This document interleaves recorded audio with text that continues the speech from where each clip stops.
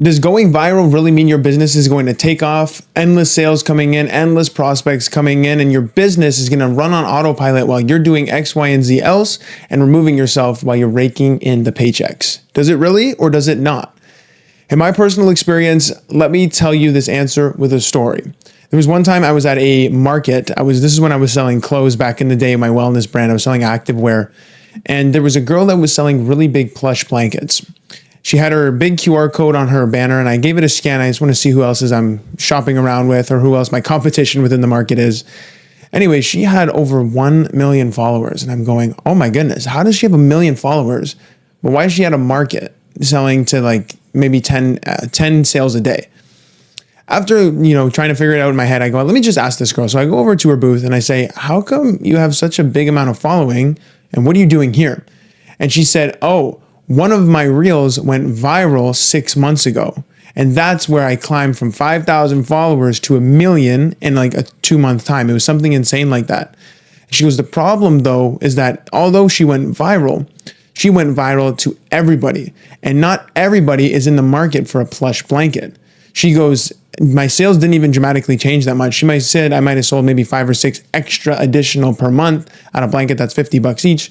That's not a lot. So my point of the story is that when you're trying to go viral and you think you need to go viral as a business, not everybody that watches all that content is going to be dedicated to your ideal customer. And that's where a lot of entrepreneurs get tripped up. That's where I get tripped up. If I don't get 1 million views on my Instagram or my reels, I think, oh my goodness, my business is going to suffer. But that's simply not the case. I've brought in a client on a reel that I've got that only got 200 plays.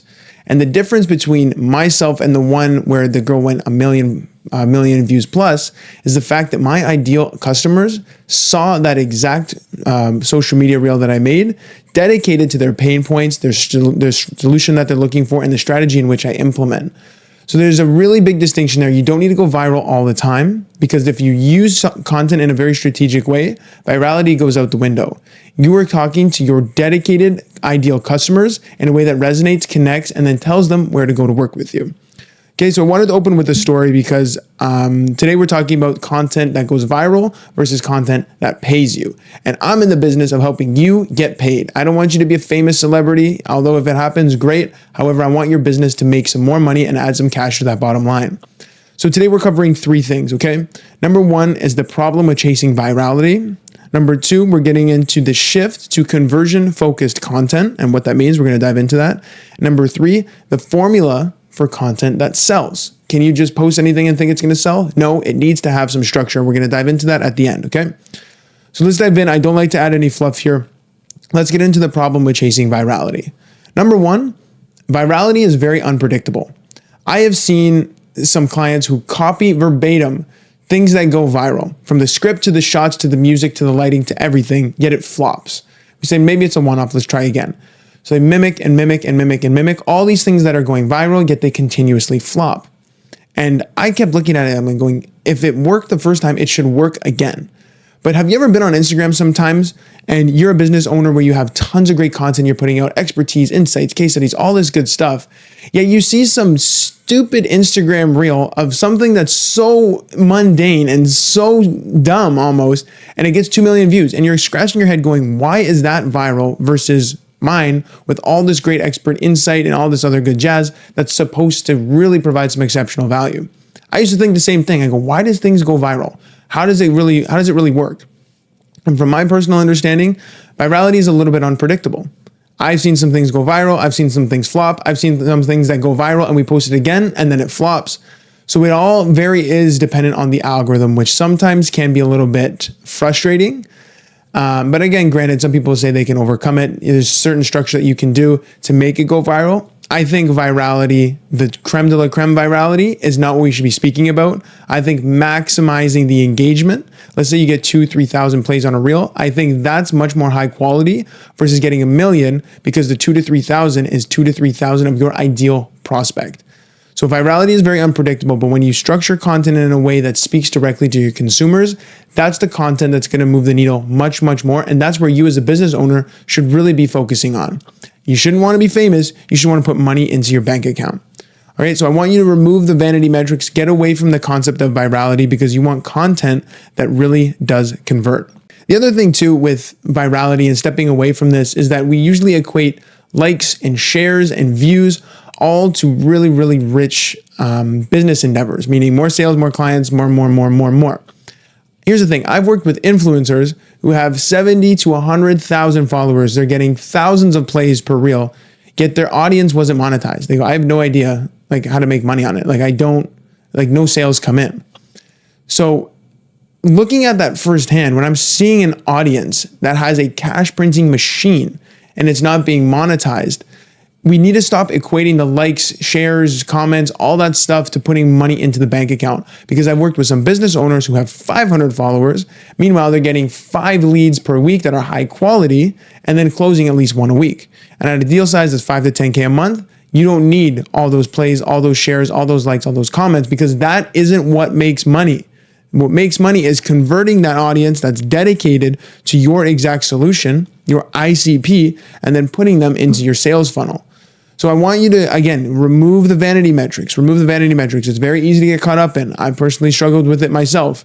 I'm thinking, oh my gosh, I need to get 1,000 plays on my reel, yet I need cash in the business for next month to pay the employees. Who cares about the 1,000 plays? I want content that's going to bring in some sales. I don't want content that's going to see people in Mumbai because it got viral. There's no use for that. Again, remove the vanity metrics, okay? So let's keep it going here. The last thing I want to touch on with virality and focusing on it is, as business owners, we think we got to follow the trends, keep up to date with these stupid audios that don't even fit with our brand. And we're trying to play catch up almost. It feels like you're playing catch up, an endless amount of consuming to keep up to date with trends.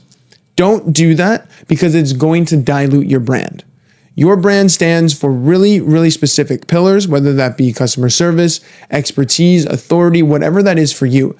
But if you're trying to follow trends, or you're lip syncing, or you're dancing, granted, a lot of you probably aren't dancing, but if you're trying to mimic and match whatever is trending, your customers will see that as less professional.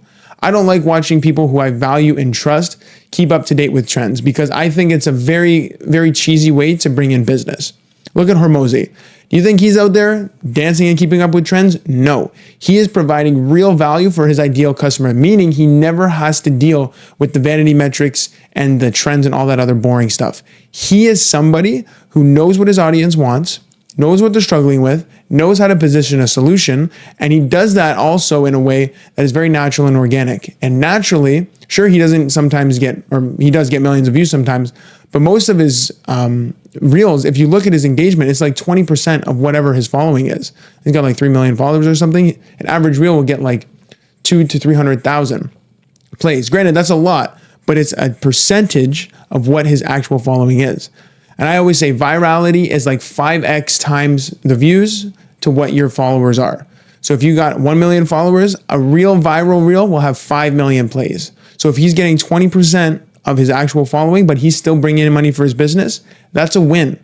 You're removing the vanity metrics. Although it's a lot more than what you're probably getting, granted, I understand, but look at the percentage and look at your percentage and see how you can convert yours, that 20% that is watching your reels, or the 20% of the views and all that stuff coming in. How can you shift that into more selling? Okay, remove the vanity metrics. That's number one, folks. That was the first section. Now it's time to fix or shift into conversion-focused content. And what is conversion-focused content? Like, what does that even mean? When you're chasing virality, like we just previously spoke about, you're chasing trends in a way that has no relevance to your ideal customer. Conversion-focused content understands a nice, cohesive outline of their pain points, their struggles, what they believe, what they want to do, and what solution they're looking for. And by naturally infusing that into the content, you are creating conversion-focused content. As an example, I work with C-suites and entrepreneurs. One of the best things I always like to say in my conversion-focused content is you are very busy. You are so busy, there's no way that you have time to create a month of content to build your personal brand.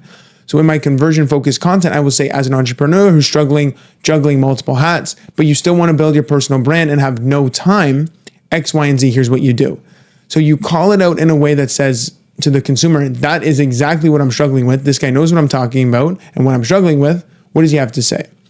So through that organic, slowly converting content, I wouldn't even say slowly, just conversion-focused content, it does it in a very natural and organic way, again, aside from the vanity metrics. So think about your ideal customer right now. What are their struggles? What are their pain points? What do they desire? What are their objections? What are their limiting beliefs? How can you infuse that into your content so that way when you do show up to a sales call, they're pre-educated on all of the things that you're speaking about in your content? Can you see how powerful that distinction can be? Okay. The other thing about conversion-focused content is that you are positioning yourself in a place of authority rather than entertainment. People follow influencers for entertainment. They follow them to see the dances, the cool travel highlights, the funny skits that they do. As a business owner, again, that dilutes your brand, but it doesn't build your authority. Again, Hormozy is not dancing. Andrew Tate is not lip singing. Those people have a genuine authoritative figure or a position within their industry. And through the content that they produce, it continues to double down on that every time. Whether that's educative, your case studies, your client success wins, your expertise, whatever that is in a way that showcases, hey, I know my shit, my audience or my clients get results, and then infusing that into your content is a great way to have conversion-based content. Dancing is going to bring you no sales. I would almost guarantee I would never tell any of my clients you should be doing dancing. I will say, however, let's build your position of authority. What are your expertise? What are your case studies? What are your wins? And how can you naturally put that into your content? Again, conversion-focused content. And plus, when you have that authoritative figure and that authoritative brand image, when prospects come onto the sales call, they're much more likely to buy. Do you think Andy Elliott, I know you all know who Andy Elliott is. Do you think if Andy Elliott hops on a Zoom call with a guy who has seen his content for 6 months, do you think he's really going to have a hard time selling him? No, because he positions himself as an authority. His business is making a lot of money. He's fit. He's authoritative. He speaks well. He's got a great team, and there's a boatload of case studies on his websites as well as social medias of people who are actually getting results. All the prospect needs to do is show up to the call so they can swipe the card. Again, conversion-focused content. Focus on that and see where you can infuse that. Let's move on here, okay? All right. The other thing about conversion-focused content, and this is the most important part, is a lot of entrepreneurs forget to do this. You need to have a clear call to action within your content, okay? A clear call to action. I've seen so many people put out great content, really, really great content. How do I book a call? How do I do business with you? How do I sign? What do I do? Where do I go? Granted, you can put out education pieces or case study wins and all that good stuff. That's fine. But you need to infuse throughout your content ways for people to go and work with you. Here's my booking link. Here's where to go to work with me. Contact this person. DM me. You need to tell people as if they are so mind-numbingly, painstakingly clueless to how to do business with you. So as a great example, if you're watching this podcast and I say, anyways, thanks for watching, that's a missed opportunity because if you stay to the end, you are somebody who understands that I myself can help you with my content or my services. So it would be stupid of me to do all this and not say, by the way, if you're a C-suite or an entrepreneur looking to build their personal brand, you have no time and you have no idea and strategy to do it or how to do it, click the link below, book a call with me, and I'll give you a personalized strategy that tells you how to do so. And if we're a good fit, let's talk about that on the call to see where we can do it and take some of that time off your hands and produce your content in a way where you are consistent and relevant online every single day. Can you see the call to action there? That is much more deep. It's tailored and specific to you as an entrepreneur or C-suite who's looking to build their personal brand. Call to action. Put your listeners into your calendar or put your audience into your calendar and tell them exactly how to do it. Okay, let's move on here to number 3. I know we're coming up closer to the end here. Number 3 is the formula for content that sells. I know you might have seen this before on Instagram, but I want to double it down again. There's content that inspires and builds and is upper funnel content, and there's content that converts. Content that is upper funnel is very valuable because it brings people from the social feed into your profile. It brings awareness into your business. How-tos, inspirational stuff, very high level, very easy to make content. It's stuff that most people will just see on the feed because it's very low effort and it's also very low pressure. It looks like organic content, which then funnels them into your conversion-based content. And this is what we're talking about here, the content that sells. The types of content that sell are things like your case studies, your client wins, how much expertise you have in the industry that you're in, all of your background, all of the things that you're doing within your business, which is your services, maybe how much it costs, what's entailed in your offers and packages. All that stuff is pre-educating your consumer or your ideal prospects in a way that's very low pressure. A great example for myself is on my Instagram. Every now and then I'll infuse what my podcast management package would look like. So I'll call out entrepreneurs or again, C-suites like yourself who want to start a podcast or maybe don't know how. I say, here's how, but also here's what my team does for you. Start to finish, we'll produce, manage, and film everything for you, from the actual on-site recording to the delivery to the social platforms like Spotify, Apple, Amazon, YouTube. We'll also chop up your social clips and post it to your social media, a complete start to finish solution. And I will tell them that in my content, whether or not they book, they are already educating themselves about what I do. And now they understand. They can see the value in it. They might hit the follow button, and then 2-3 months down the road, as my content is always working for me on autopilot and converting, they're more likely and inclined to book a call and see how we can help them. Because when you educate in a very low pressure way, like again, just detailing your case studies, your clients, your wins, or even your services, customers and clients are looking at that stuff. It's pre-selling them before the call. It's something I always say on this podcast in my content: pre-sell your customers before they get on the call. That's content that sells. And the last thing I want to touch on here is consistency over virality. We spoke at the beginning of this podcast episode about virality. It can be really good for your business if you do it correctly and it reaches the right people.